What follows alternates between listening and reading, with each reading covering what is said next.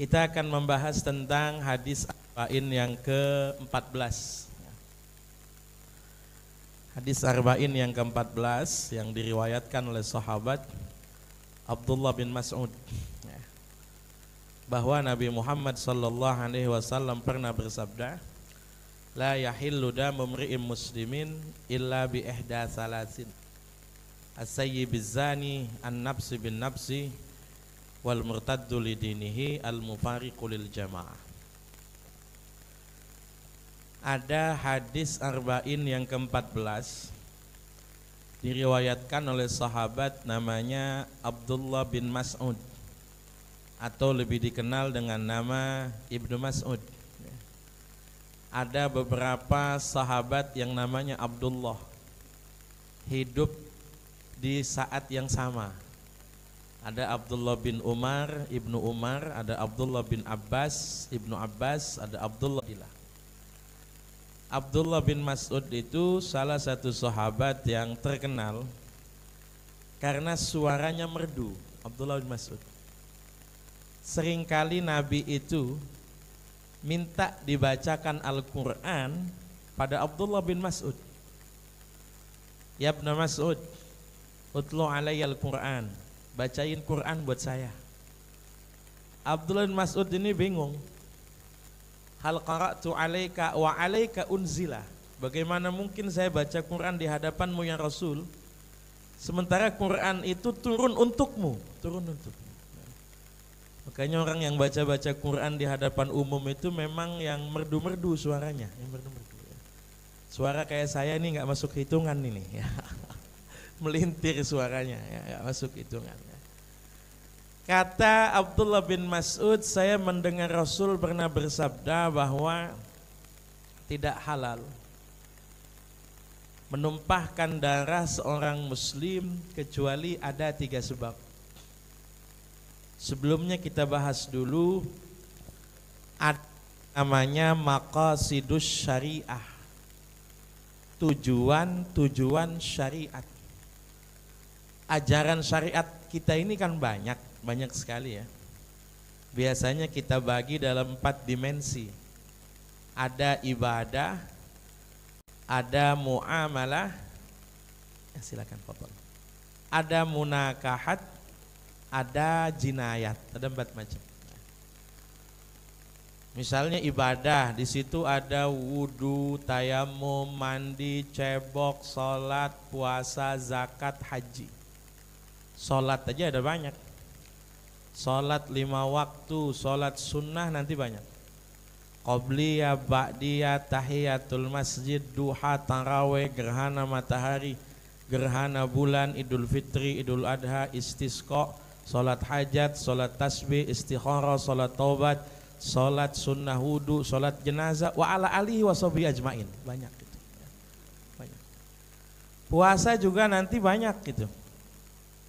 Ada puasa Senin, Kemis, Ramadan, Ayyamul Bid, Ayyamus Sud, puasa bulan haram, puasa Arafah, puasa Tasu'a, puasa Asyura, ya, ada banyak. Syariat yang banyak, kalau kita kembalikan, itu tujuannya cuma 5. Ya. Cuma 5 itu, 1 menjaga agama, hifzuddin. 2 menjaga nyawa, hifdzun nafs. 3 menjaga kesadaran, hifdzul aql. 4 menjaga harta, hifdzul mal. 5 menjaga kehormatan, hifdzul ard. 5. Jadi yang dijaga dari syariat kita itu agama, nyawa, akal, harta, kehormatan. 5.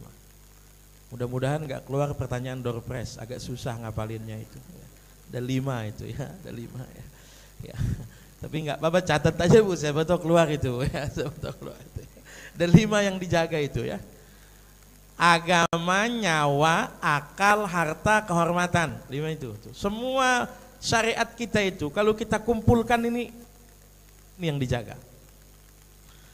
Ikut kajian, masjid dibangun, sekolah dibangun, ada tabligh akbar, amar ma'ruf nahi mungkar. Itu menjaga agama. azan dikumandangkan, syiar diumumkan, itu menjaga agama. Orang tidak boleh membunuh, orang tidak boleh melukai, orang tidak boleh menyakiti, orang tidak boleh berkelahi, orang tidak boleh menzalimi, orang tidak boleh melakukan kekerasan fisik. Itu menjaga nyawa, menjaga nyawa. Orang tidak boleh narkoba, orang tidak boleh minum minuman keras, orang tidak boleh mengkonsumsi sesuatu yang menghilangkan kesadaran. Itu menjaga akal, menjaga akal. Dibangun garasi, bikin berangkas, dilarang mencuri, dilarang merampas, dilarang menggasap, larang begal. Ada sertifikat hak milik, ada pengakuan terhadap kekayaan seseorang, itu menjaga harta. Larangan berzina, larangan mendekati zina, syariat menikah, bahkan menikah lebih dari satu, itu karena menjaga kehormatan. Ada 5 semua ya. Silakan Bapak Ibu nanti cari ajaran agama yang mana, syariat yang mana, kita akan kembalikan pada 5. Menjaga agama, nyawa, akal, harta, kehormatan. Oke. Yang kita bahas di hadis ini itu adalah tentang kehormatan nyawa seorang muslim. Kehormatan nyawa seorang muslim lebih daripada itu. Kehormatan nyawa manusia itu prinsipil. Tidak boleh seseorang kehilangan nyawanya tanpa hak, tidak boleh.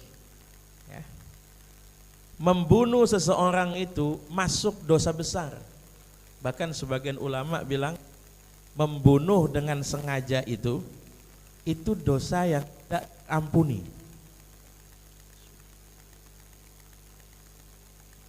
Ada satu ayat dalam Al-Quran, belum pernah ada dosa yang hukumannya jackpot sampai 5 kali berturut-turut kecuali dosa membunuh sengaja. Wa may yaqtul mu'minam muta'ammida fajazauhu jahannamu khalidan fiha ghadiballahu alaihi wa la'anahu wa adda lahu adzaban adzim. Kalau ada seseorang membunuh dengan sengaja, maka balasannya adalah jahanam, kekal di dalamnya. Allah murka kepadanya, Allah menjauhkan dari rahmatnya, Allah siapkan siksaan yang pedih. 5 sekaligus ya. Maka menurut sebagian ulama itu membunuh dengan sengaja itu tidak terampuni, tidak. Meskipun nanti dibantah, ada ayat yang lain, selagi bukan syirik dan mau taubat masih mungkin diampuni. Innallaha la yaghfiru ayyushraka bihi wa yaghfiru ma duna dzalika liman yasha. Seorang muslim tidak boleh kehilangan kehormatan nyawanya. Harus dijaga nyawanya. Dia bisa kehilangan nyawa sebab 3 hal. Apa itu? Yang pertama, as-sayyibuz zani, zina muhsan. Orang sudah menikah yang berzina. Yang kedua, an-nafsu bin nafsi, hutang nyawa dibayar nyawa. Yang ketiga, nanti ini yang agak rumit, perlu kita bahas yang ketiga ini. Al-murtaddu lidinihi al-mufariqu lil jama'ati. Dalam sebagian riwayat at-tariku lidinihi al-mufariqu lil jama'ah. Dalam hadisnya Imam Bukhari al-mariqu an dinihi al-mufariqu lil jama'ah. Riwayat redaksinya beda-beda tapi kurang lebih artinya sama. Orang yang murtad yang meninggalkan agamanya. Satu-satu kita bahas. 1, zina muhsan. Zina itu mohon maaf hubungan seksual yang tidak halal, tidak halal. Bersama dengan pasangan yang tidak halal. Ada yang tidak halal tapi bersama dengan pasangan halal, ada. Bisa jadi ada hubungan yang tidak halal tapi bersama dengan pasangan yang halal, bisa jadi. Mohon maaf kalau ada yang di bawah umur, misalnya contohnya hubungan saat istri datang bulan. Itu kan hubungan tidak halal, tapi bersama dengan pasangan yang halal. Itu bukan zina, bukan zina. Tapi haram, hukumnya haram. Atau mohon maaf, menggauli istri dari dubur, dari jalan belakang. Ya. Dalam tanda kutip, mohon maaf, sodomi, itu haram. Itu hubungan yang tidak halal, tapi kalau sama istri bersama dengan pasangan yang halal, hukumnya ya haram, tapi bukan zina, bukan zina. Yang disebut zina itu hubungan seksual yang tidak halal bersama dengan pasangan yang tidak halal juga, itu yang haram. Itu zina. Zina itu nanti kita bagi jadi dua. Ada yang namanya zina muhson, ada yang namanya zina ghairu muhson. Sederhana perbedaannya, zina yang pelakunya sudah menikah dengan zina yang pelakunya belum menikah. Ini beda hukuman, beda. Kalau dosanya dosa, dosa besarnya dosa besar, tapi hukumannya beda antara yang sudah menikah dengan yang belum menikah.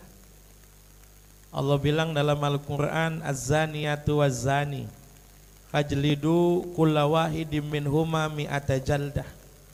Wanita pezina dan laki-laki pezina, maka cambuklah mereka 100 kali, 100 kali. Ini hukuman orang zina yang belum menikah, dicambuk 100 kali. Tapi kalau sudah menikah, maka nanti hukumannya dirajam. Saya agak susah menjelaskan. Rajam itu Pak, Bu, dikubur separuh badan, tangan masuk ke dalam, lalu kemudian ditutupi dengan kain, ditimpukin pakai batu, ukuran ruas jari sampai mati. Itu lama itu, orang dirajam itu 3 jam, 4 jam. Kadang udah lemes, terkulai, jatuh, lalu kemudian dicek dari bawah kain, belum mati, lanjutin. Nanti Bu, kalau ngomong soal kejam enggaknya nanti dulu, nanti. Saya cuma lagi jelaskan dulu ini ya, modelnya begitu. Enggak bisa pakai batu yang gede, enggak bisa. Kalau pengen cepet batu kali itu yang buat pondasi itu ya. Sekali hantam mati udah itu, tapi bukan di situ letaknya, bukan. Kenapa ada beda hukuman? Karena kalau yang sudah menikah, dia punya pasangan halal. Dia bisa berhubungan dengan pasangannya, tapi kok milih zina, rajam. Tapi kalau orang belum menikah, hukumannya cambuk 100 kali. Oke. Masalahnya cuma satu. Bagaimana cara membuktikan ada tindak maksiat zina itu. Jangan lihat hukumannya, bagaimana membuktikannya. Dalam Islam itu hukuman itu resmi hanya berlaku kalau sudah ada putusan pengadilan. Di masa Rasul, orang kalau belum diadili nggak bisa dihukum, nggak bisa. Orang bisa dihukum itu kalau sudah diadili.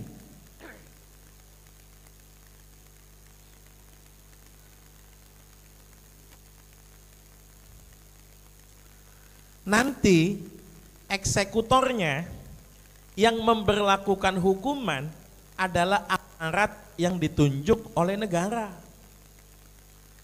Nggak bisa sipil, nggak bisa. Saya ngelihat orang lagi nyolong di rumah saya, langsung pegang tangannya potong. Bisa, nggak ada itu. Saya ngelihat ada orang membunuh, saya pegang, saya bacok, nggak bisa.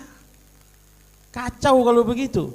Jadi harus ada pengadilannya, ada pembuktiannya, digelar perkaranya, putus hukumannya, dieksekusi oleh aparat yang ditunjuk oleh negara. Jadi bukan kemudian kelompok per kelompok, orang per orang, tidak. Pertanyaan pertama, bagaimana cara membuktikan terjadi tindak zina? Bagaimana caranya? Cuman 2. 1, pengakuan Yang kedua, kesaksian. Dua macam itu. Satu pengakuan, dua kesaksian. Kesaksian itu repot sekali. Ya. Mungkin kalau Bapak Ibu sudah dibagikan filenya, saya sendiri lupa baru kirim materi itu tadi jam 7:30 itu ya. Itu syarat jadi saksi zina itu repot sekali. Harus 4 orang laki-laki dewasa berpenglihatan normal, melihat dari jarak dekat, tahu prosesnya. Tahu proses itu Pak, mohon maaf kalau agak vulgar ya. Dari sebelum masuk sampai keluar. Itu tahu proses namanya. Dari mulai belum terjadi, sedang terjadi, sampai sudah terjadi, dan gak boleh ngintip. Gak boleh ngintip. Kira-kira mungkin gak tuh? Orang zina disaksikan 4 orang laki-laki dewasa berpenglihatan normal dari jarak dekat, melihat dari awal sampai akhir, nggak pakai ngintip. Kira-kira kejadian nggak? Orang kalau zina juga nyari tempat sepi, nggak ada di tempat rame sengaja zina itu nggak ada. Orang kalau zina itu cari tempat sepi, artinya kemudian apa? Nyari kesaksian. 4 orang laki-laki dewasa berpenglihatan normal, melihat dari jarak dekat, tahu proses dari awal sampai akhir, nggak pakai ngintip, itu susah. Di masa Nabi ada orang zina dihukum, ada, tapi belum pernah ada kesaksian. Mohon maaf ini, misalnya nih, kita lewat satu tempat, kita lihat, wah ada yang zina ini. Kita pulang dulu, lapor Pak RW, kita gerebek, udah selesai kejadiannya, udah selesai. Maka yang repot itu suami istri, ini yang repot ini. Pulang rumah, misalnya terjadi tindak perzinahan di rumah, naudzubillah min dzalik. Waduh, saya sendirian ini, nggak bisa jadi saksi. Pulang dulu, pergi dulu ke Pak RT, lapor, gerebek, sampai lokasi udah selesai itu, udah selesai.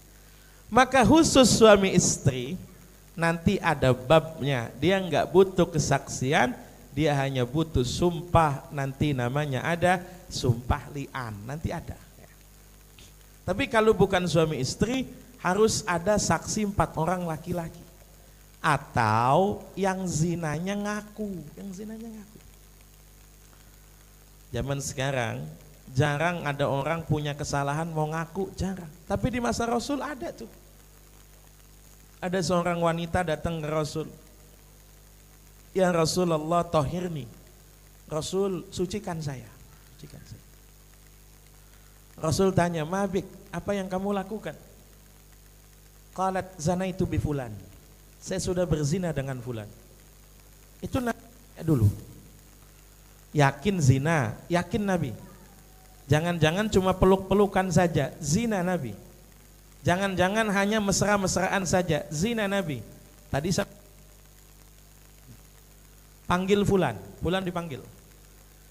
Ketika fulannya nggak ngaku, Anda zina dengan ini, enggak Nabi. Tapi dia ngaku, urusan dia, saya emang enggak Nabi. Enggak ngaku. Yang laki-laki dilepas sama Rasul. Oh enggak ngaku kok, saksi kan enggak ada, dia enggak ngaku. Sudah, kamu pulang dulu. Pulang ini yang perempuan. Enggak lama datang lagi ya. Enggak lama datang lagi. Ya. Ketika datang lagi ngomong lagi, yang Rasulullah tahhirni, yang Rasul sucikan saya. Ya. Rasul tanya, kamu yang waktu itu ya? Iya. Bener zina, bener Nabi. Saya. Oh hamil ya? Ya sudah. Kalau hamil pulang dulu, tunggu sampai lahir. Datang lagi bawa bayi, minta dihukum sama Rasul. Rasul hukum saya. Rasul tanya, anaknya laki perempuan? Laki Nabi. Susui dulu sampai 2 tahun. Datang lagi, Nabi saya udah susui, anak saya udah disapi sekarang. Punya uang, punya.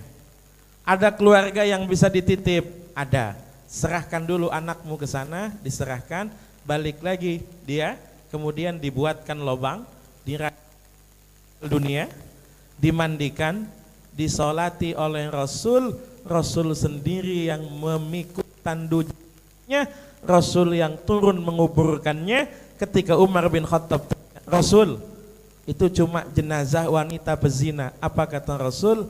Innaha tabat taubatan lawu'at ala sab'ina min ahlil Madinah la wasa'atuhum. Orang ini taubat yang diterimanya kalau dibagi kepada 7 orang lagi masih lebih taubatnya, masih lebih.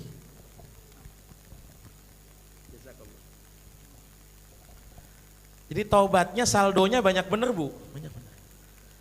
Yang kalau dikasihkan kepada 70 orang penduduk Madinah masih ada kembaliannya, masih ada tuh, masih ada. Taubatnya diterima. Sebab Masya Allah, mengaku berkali-kali, dilepas berkali-kali, masih datang, masih datang.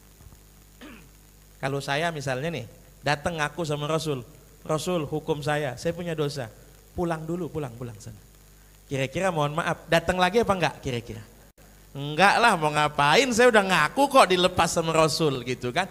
Nah, ini Rasulullah itu, Rasul itu tidak buru-buru menghukum orang, memastikan bahwa orang ini mengaku dengan penuh kesadaran tanpa paksaan. Rasul. Jadi kita itu bukan orang yang senang menghukum, bukan.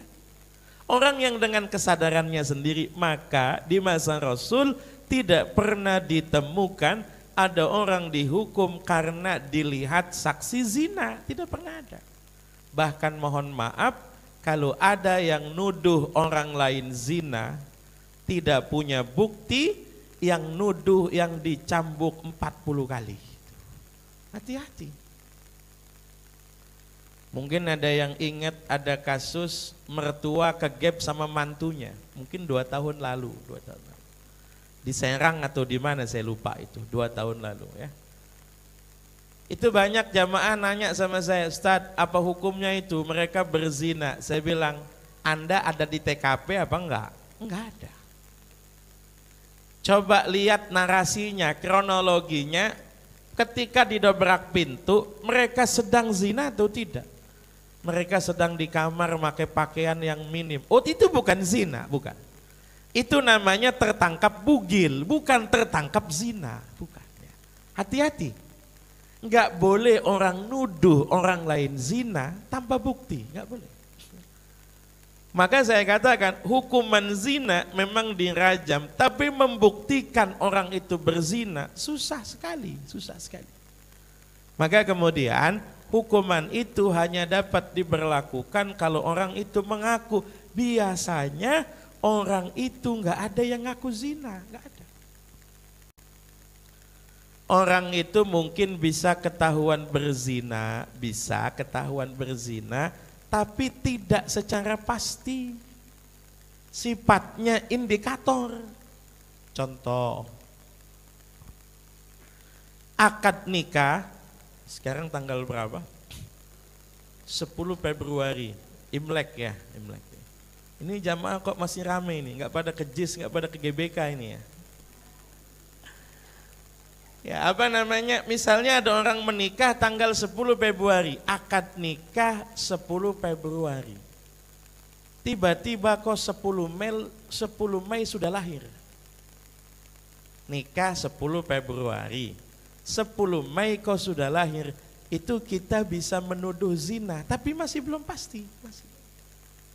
Coba, Maret, April, Mei, 3 bulan. Orang lahir itu minimal 6 bulan. Ini dia 3 bulan sudah lahir, tidak prematur. Sisanya yang 6 bulan ini dulu anak di mana? Di Magicom apa di mana? Kira-kira. Itu mungkin kita bisa punya kecurigaan, bisa. Tapi kan kalau orangnya tidak ngaku, bukti zinanya tidak ada, tidak bisa kita menuduh secara pasti, tidak bisa.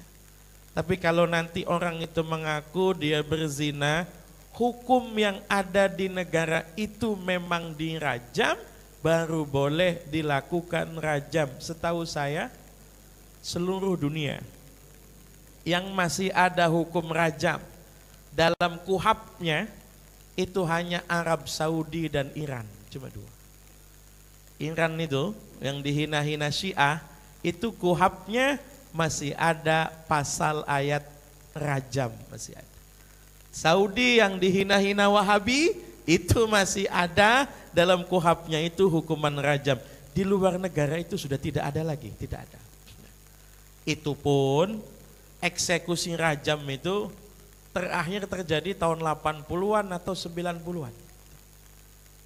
Dulu biasanya kalau di masjid tiba-tiba ada truk turun banyak ngeluarin batu split, itu berarti dikit lagi mau ada yang dirajam. Dulu begitu. Nah ditimpukinnya pakai batu split itu. Kalau di kita enggak, ada batu split diturunin di masjid, ya mau ngecor berarti. Rajam ya. Oke ya, jadi hukumannya memang ada, tapi pembuktiannya yang susah, pembuktian susah. Oke. Yang kedua,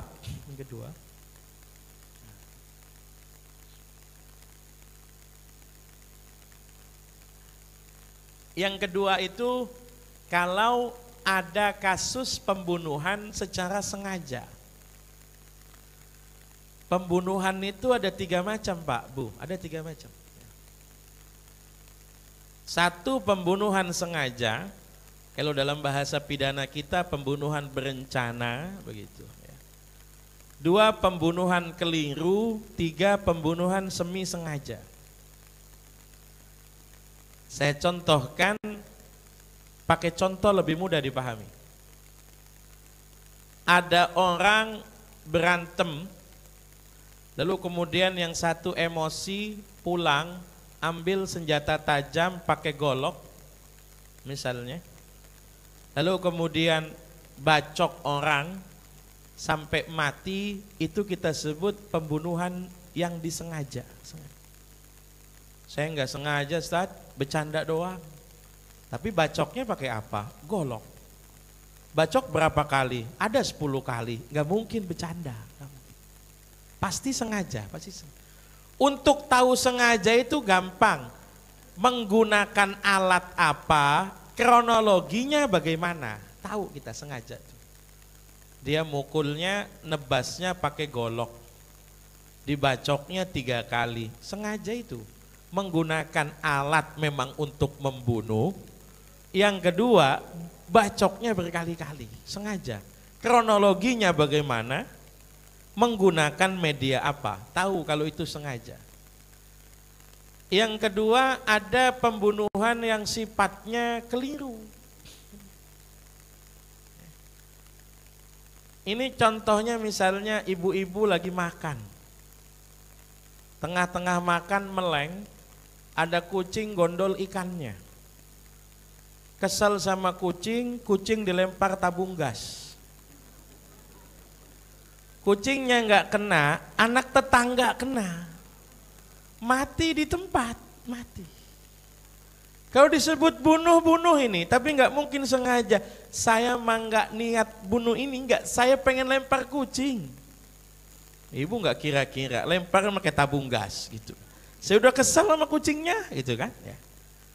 Kucingnya ada nggak? Kucingnya ada. Bener nggak lagi makan ikan? Bener. Alibinya terbukti. Terbukti alibinya. Bahwa dia memang nggak pengen bunuh, dia lempar. Cuma kucingnya nggak kena, kena anak tetangga. Ini disebutnya pembunuhan keliru. Itu mirip dengan yang terjadi kebanyakan di jalan raya. Kita naik kendaraan, bawa mobil, bawa motor, begitu kan. Hujan, kitanya licin juga, selip juga rodanya. Yang nyebrang juga nggak lihat-lihat, begitu kan. Ketabrak lalu kemudian meninggal dunia, itu kita sebutnya ya pembunuhan tapi keliru. Bukan sengaja, bukan sengaja. Ya. Mestinya kita nggak nabrak dia, tapi ketabrak kan begitu. Kecelakaan jalan raya ini masuk di nomor 2. Yang ketiga, ada pembunuhan kita sebutnya semi sengaja. Sengaja tapi bukan niat membunuh, bukan. Sengaja bukan niat membunuh. Misalnya mohon maaf, saya berkelahi. Saya pukul orang, cuman ketika saya pukul, Israelnya pas lewat. Gitu kan. Saya mukul nggak pakai golok, saya pukul pakai tangan kosong. Cuma memang sudah ajalnya, meninggal di tangan saya, meninggal di tangan saya. Ini nanti disebutnya pembunuhan semi sengaja. Saya nggak membunuh kok, saya pukul. Yang saya pukul bukan wilayah mematikan, bukan. Yang saya pukul misalnya ya pipinya, orangnya jatuh, nggak lama kemudian meninggal, ternyata memang punya penyakit, misalnya apa begitu. Kan tetap saya selaku penyebabnya saya. Tapi kita sebutnya semi sengaja. Dalam fikih 3 ini ya, dalam fikih. Kalau dalam kuhab kita ya pembunuhan berencana sama yang spontan, tidak terencana begitu kan. Nah nanti silakan Bapak Ibu kembangkan itu. Kasus Carok Madura kemarin, itu kira-kira masuk yang mana itu? Yang sengaja, yang keliru, atau yang semi sengaja. Dari 3 macam ini, itu yang disebut dapat hukuman mati, eksekusi, itu yang sengaja. Kalau sengaja, hukumannya qisas. Kutiba alaikumul qisasu fil qatla, qisas. Tapi kalau yang keliru atau yang semi sengaja, itu hukumannya bayar denda, namanya diat, nilainya 100 ekor onta nilainya. Oke. Ini pembunuhan ya.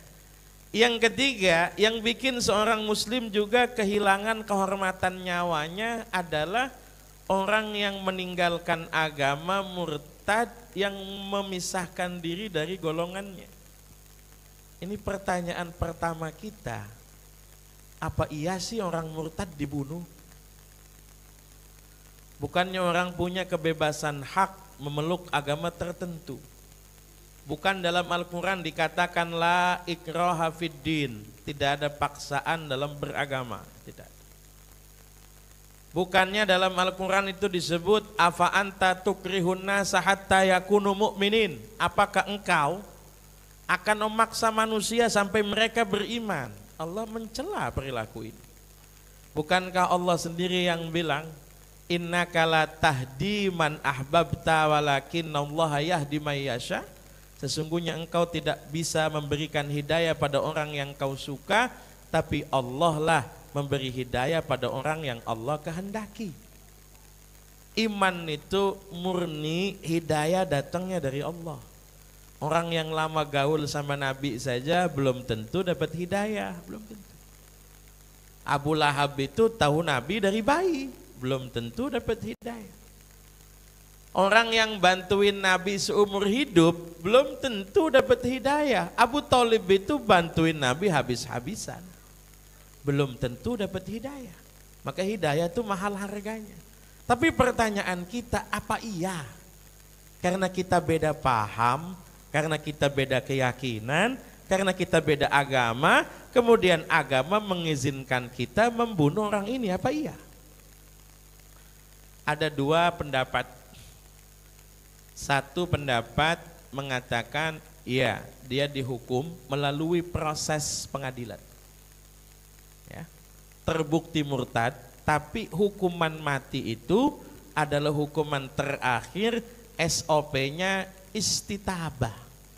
Istitabah itu diajak dialog, diajak diskusi, apa yang bikin kamu murtad, apa yang bikin kamu nggak cocok dengan agama ini, apa? Orang kan macam-macam, Pak. Ada yang tiba-tiba ngaku nabi, ada. Ada yang tiba-tiba ngaku Jibril, ada. Makanya kan kerjaan polisi Indonesia itu banyak sekali. Nangkepin nabi, nangkepin malaikat gitu kan, banyak sekali. Tapi ada pendapat yang kedua. Pendapat ini lebih banyak diikuti oleh ulama kontemporer. Ada kata kuncinya di situ. Tadi makanya saya katakan itu ada 3 riwayat. Ada riwayat al-murtaddu an dinihi, ada riwayat at-tariku li dinihi, ada riwayat al-mariku an dinihi. Sekedar keluar dari agama Islam, murtad. Murtad itu urusan dia pribadi. Dalam Al-Quran itu hanya disebut Orang murtad itu hilang amalnya. Wa may yartadid minkum an dinihi, kan begitu. Nanti faulaika habitat a'maluhum. Mereka itu lebur amalnya, tidak disebut hukumannya apa. Kalau pencuri disebut as-sariqu was-sariqatu faqta'u aydiyahuma jazaa'an bima kasabana kalam minallah. Pezina disebut hukumannya az-zaniyatu waz-zani fajlidu kulla wahidin minhuma mi'atu jaldah. Orang yang menuduh zina juga disebut hukumannya walladzina yarmunal muhsanati, disebut hukumannya. Tapi murtad itu tidak disebut hukumannya apa. Makanya sebagian ulama menafsirkan orang murtad yang dihukum mati itu orang murtad yang memusuhi agama Islam, yang menghina agama Islam, yang memprovokasi orang lain keluar dari agama Islam. Ya, jadi bukan sekedar murtadnya, bukan, tapi tindakan dia musuhi agama ini. Itu mirip sama kalau masa sekarang hukuman pemberontakan, kira-kira begitu. Orang kalau memberontak ya ada hukuman sampai hukuman mati. Dulu ketika pemerintahnya pemerintahan Islam, ada orang murtad menjelek-jelekan agama, memprovokasi orang lain keluar dari agama Islam, itu kira-kira mirip pemberontakan, kira-kira begitu ya. Wallahu a'lam bissawab. Kalau ada yang masih iskal atau ingin ditanyakan, tafadhol. Alhamdulillahirrabbilalamin. Terima kasih kita ucapkan kepada Kiai Tuan Guru kita. Pagi hari ini kita sudah diberikan ilmu yang sangat luar biasa mengenai bab pembunuhan tadi, dan ada juga ilmu-ilmu yang lain. Adapun catatan saya sedikit, alasan boleh membunuh seseorang ada 3, kemudian pembuktian zina itu juga ada 2, proses kesaksiannya ada 4, selain nanti tadi bab yang itu mungkin di lain waktu ya Ustaz ya, yang li'an itu Ustaz ya. Kemudian macam-macam pembunuhan dalam fikih dan dalam KUHP negara kita, itu yang saya catat. Mudah-mudahan catatan saya yang sedikit ini bisa menambah bahan untuk Bapak Ibu dalam menjawab Doorpress nanti ya. Mudah-mudahan catatan Bapak Ibu lebih banyak. Amin ya rabbal alamin. Baik, selanjutnya sesi tanya jawab. Hal ini kita mulai dari bapak-bapak dulu. Sudah ada yang tunjuk tangan duluan. Silakan Pak.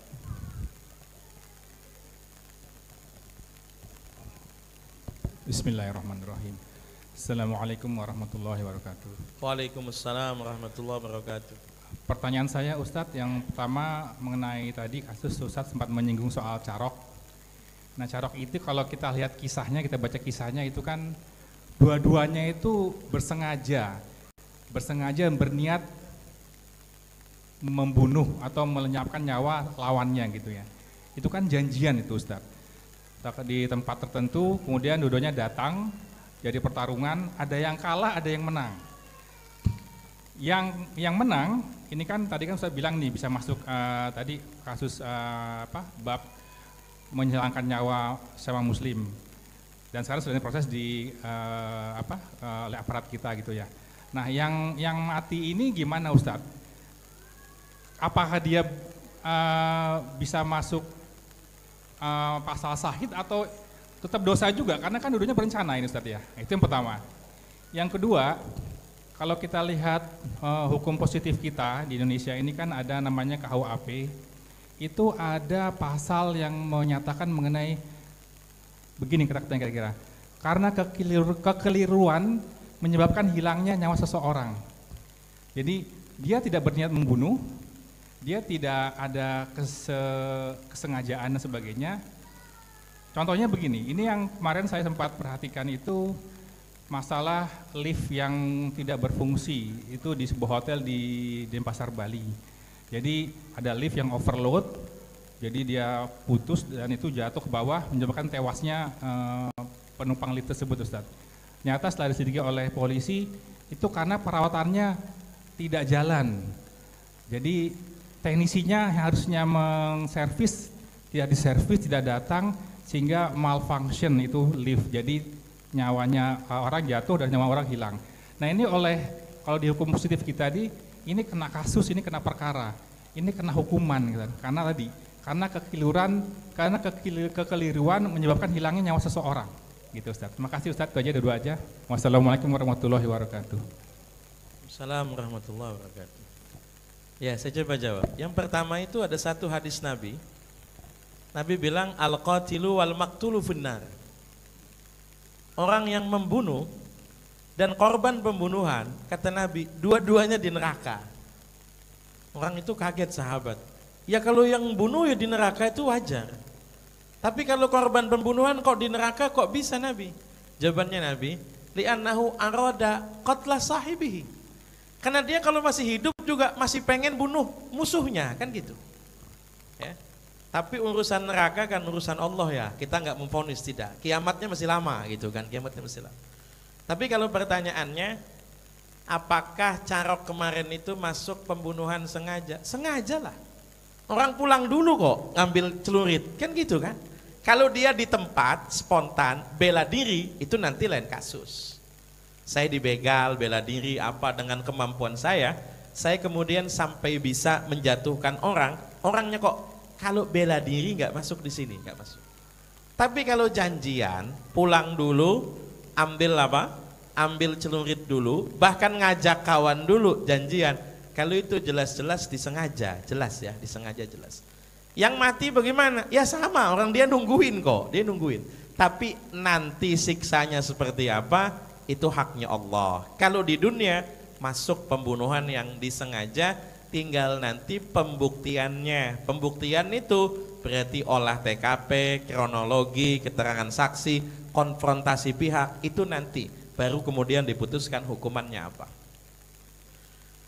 Yang kedua, tadi saya katakan ada 3 macam jenis pembunuhan. Al-qatlu, itu yang kena qisas hanya yang sengaja, yang sengaja.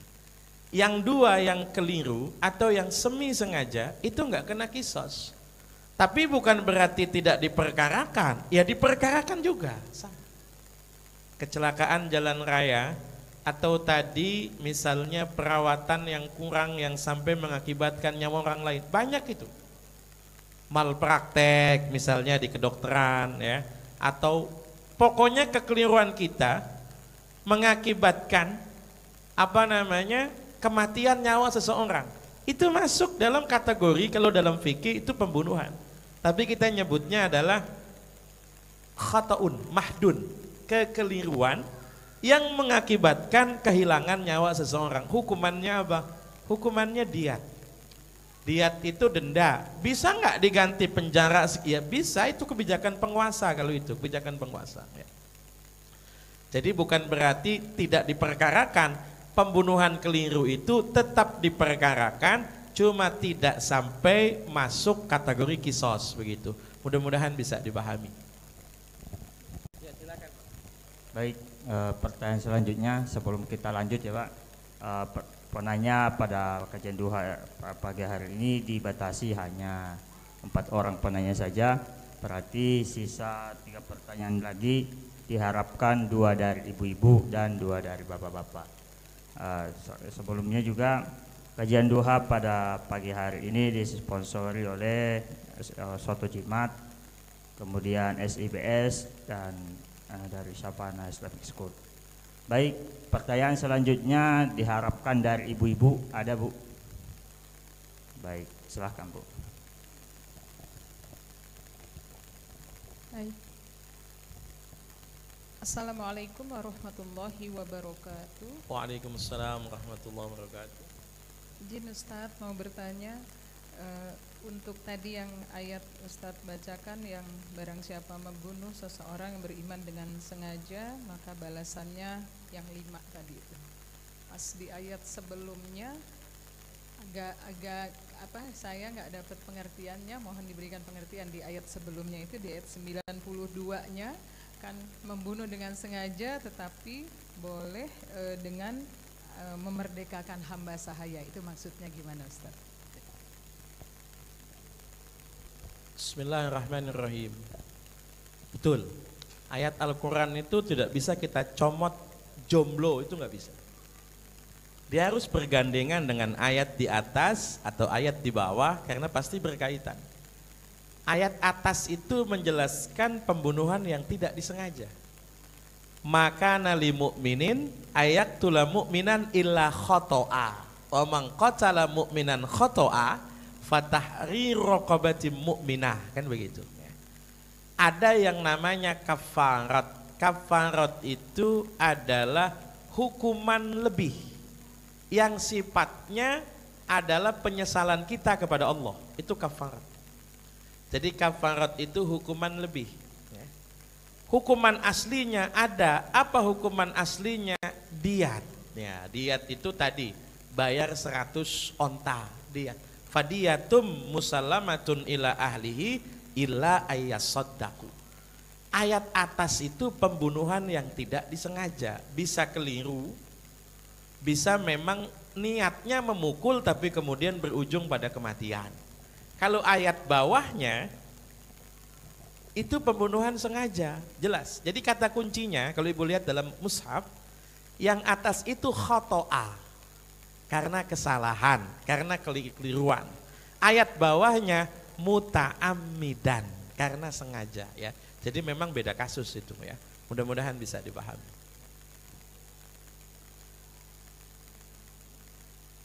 Kalau dia bertaubat diampuni, ya.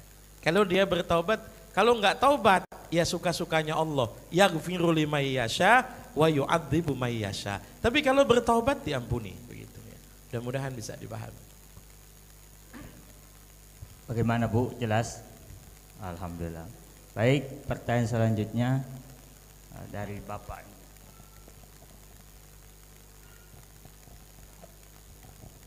Assalamualaikum warahmatullahi wabarakatuh. Waalaikumsalam warahmatullahi wabarakatuh. Begini Ustadz, tadi tentang mengenai perzinahan ya, karena tadi sangat sulit membuktikan.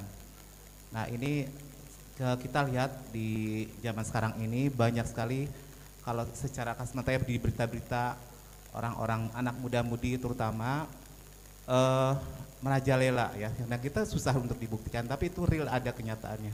Nah bagaimana pendapat Ustadz ini dengan peran dari ulama, peran dari kiai untuk meredam itu, karena supaya anak-anak muda itu selain dengan diberikan kajian, tapi harus ada efek jerah, yang efek takut gitu, sehingga mengurangi lah istilahnya dengan kejadian-kejadian zina, terutama yang anak-anak muda-muda ini, karena kan banyak kasus yang kehamilan, kelahiran yang tanpa ayah misalkan, tanpa pasangan halal. Nah kalau yang saya dengar, yang saya tahu itu contoh di Malaysia, misalnya ada orang yang berduaan berkholwat ya, bukan muhrimnya itu dinikahkan atau bayar denda. Nah kalau atau di Aceh mungkin ya, itu yang saya tahu ya di berita. Nah, bagaimana menurut Ustadz itu peran ulama di Indonesia? Terima kasih. Bismillahirrahmanirrahim.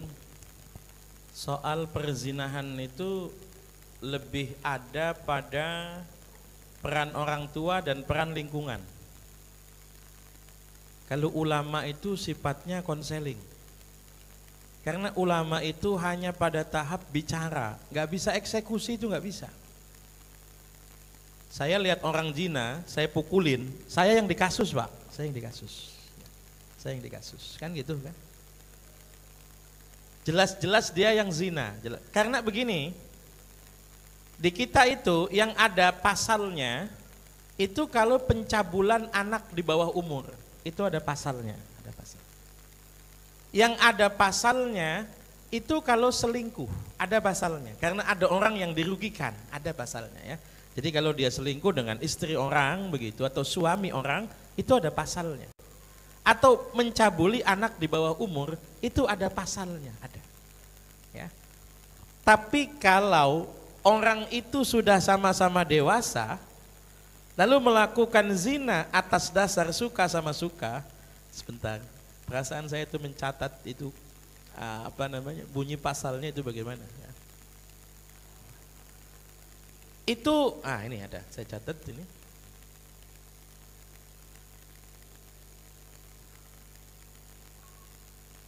Perzinaan itu deliknya aduan. Jadi yang bisa lapor ke aparat itu hanya orang tertentu saja. Dalam KUHP kita ya, hanya tertentu saja. Suami, istri, orang tua atau anak, kan gitu ya. Itu pasal 411 dan pasal 413. Perbuatan itu tidak akan dituntut kecuali ada pengaduan suami atau istri orang yang terikat perkawinan, atau dari orang tua atau dari anak yang tidak terikat perkawinan. Jadi yang bisa lapor itu ya suaminya kalau istrinya selingkuh, atau istrinya kalau suaminya selingkuh, atau orang tua kalau anaknya misalnya melakukan perzinahan, atau anaknya kalau misalnya orang tuanya yang sudah tua berzina. Hanya orang tertentu saja. Itu pun harus ada syarat kepala desa awalnya, lalu kemudian dihapus. Hukumannya hidup bersama di luar perkawinan itu dipenjara paling lama 6 bulan, paling lama. Jadi kalau ada orang kumpul kebo gitu, nggak ada yang lapor, aman-aman saja, aman-aman. Bukan saya ngajarin kumpul kebo, bukan. Saya sebutkan ayatnya ini, pasalnya, supaya kita tahu karena memang celahnya besar sekali, besar sekali. Jadi pasal 411, 413 isinya adalah setiap orang yang melakukan hidup bersama sebagai suami istri tanpa ikatan perkawinan dipidana penjara paling lama 6 bulan atau denda 10 juta. 6 bulan itu maksimal, 6 bulan maksimal kan gitu ya. Maka tindakan yang paling besar itu bukan di ulama. Satu, regulasi. Kalau pengen ya regulasinya diperketat, cuma kadang-kadang regulasi diperketat itu selalu banyak pengaruh campur tangan macam-macam. Oh ini KUHP-nya galak bener, nanti nggak ada wisata, nanti nggak ada yang mau investasi, wah macam-macam itu kadang-kadang itu. Yang kedua paling penting, orang tua terhadap anak. Kalau sudah mulai ada aplikasi aneh-aneh di HP anak, lihat. Ini kok ada aplikasi micet ini, wah. Ini kok ada aplikasi ini nih, ini kok ada aplikasi ini, sudah mulai curiga. Sama Bu, ibu kok lihat WhatsApp suaminya udah mulai aneh-aneh itu, wah udah itu, harus segera dikonsul itu, ya kan? Atau bapak-bapak kok lihat kemudian apa? Pokoknya bahaya itu, kalau sudah mulai ke WC bawa-bawa HP itu udah mulai bahaya itu, udah mulai bahaya. Kalau antar suami istri kok pakai password, pakai HP dikunci dan suami istri tidak saling mengetahui, itu bahaya. Cukuplah yang dikunci itu m-bankingnya saja, itu saja. Sebab bahaya kalau istri tahu begitu kan, pinnya m-banking begitu. Tapi yang lainnya itu nggak usah ada yang dikunci, nggak usah. Jadi kemudian kita bisa tahu tuh historinya dia lihat apa saja. Yang kedua lingkungan. Ya. Oke, masalah tadi khalwat, ada yang namanya khalwat, ada yang namanya ikhtilat. Ini beda. Ini ikhtilat nih, campur laki perempuan di satu majelis, nggak apa-apa, nggak masalah. Yang nggak boleh itu khalwat. Khalwat itu berdua-duaan, bukan muhrim, yang bisa menimbulkan fitnah. Kalau tidak menimbulkan fitnah, nggak apa-apa. Awas, jangan naik ojek yang laki-laki, itu khalwat namanya. Lihat terus naik ojeknya bertiga, cengtri begitu. Oh ya enggak lah. Kalau ojek itu kan memang sudah tugasnya dia enggak khalwat, tapi kan cuman berdua naiknya. Di jalannya kan rame orang, tidak mungkin menimbulkan fitnah, kecuali ojek berdua-duaan malam hari, atau misalnya kok ada indikasi ojeknya kok yang itu saja, begitu kan. Dokter dengan pasien itu khalwat. Makanya kalau seandainya dokter laki-laki, pasien perempuan, harus didampingi perawat, atau kalau tidak keluarga dari pasiennya, atau kalau tidak ada orang ketiga di situ, ada. Jadi ada yang mungkin kita hukumi sebagai khalwat, ada yang tidak bisa kita hukumi sebagai khalwat. Tapi peran paling penting itu menurut saya ya aparat. Karena yang bisa merubah regulasi itu ya legislatif. Oke, aturan negaranya belum berubah. Tapi kota itu bisa bikin perda, bisa. Tangerang itu dulu ada perda akhlakul karimah misalnya, ada, bisa itu. Jadi tanggung jawab paling gede ada pada keluarga, ada pada pejabat kita yang bikin regulasi, ada pada lingkungan ya. Mudah-mudahan bisa dipahami.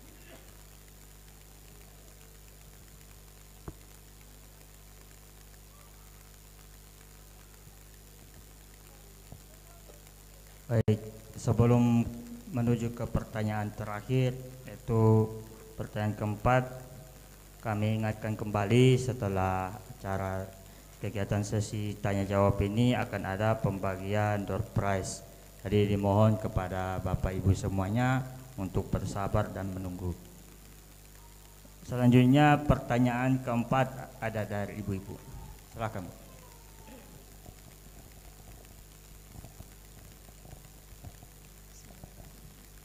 Assalamualaikum warahmatullahi wabarakatuh. Waalaikumsalam warahmatullahi wabarakatuh. Sebelumnya ini mohon maaf Pak Ustadz.